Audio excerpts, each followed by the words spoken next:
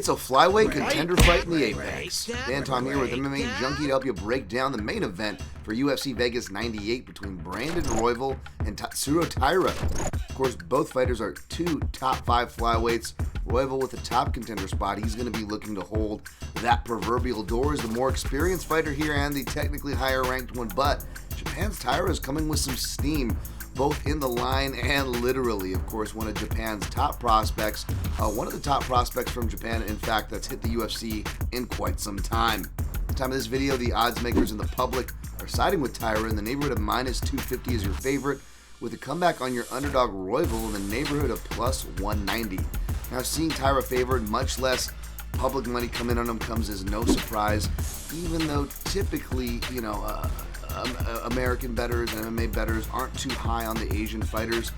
Taira is obviously something special. He's moved lines before. We saw it against Alex Perez, and of course he came on top in that fight. However, I do caution people steaming that energy a little too much, especially if you got the same energy. I love Bisping, but my goodness, somebody hand him a towel.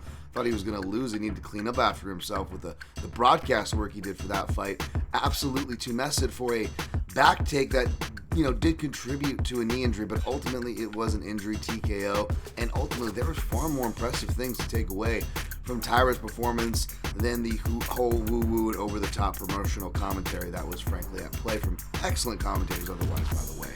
So be careful not to get a little too full by that. That being said, the back take actually is something key here. If you look at my previous analysis on Brandon Royval, as much as I love his style, he's really active. He's kind of like a flyweight Tony Ferguson, if you will. He will Granby roll a la Tony, but he does give some back exposures there that have costed him. The ground controls and the takedown defense, relying on said scrambles, have also kind of costed him. When it comes to action on the floor, on the feet, Royval is a fighter who is going to fight for your money. I don't blame anybody for siding with him here. I definitely love his style, but I actually don't disagree with the odds.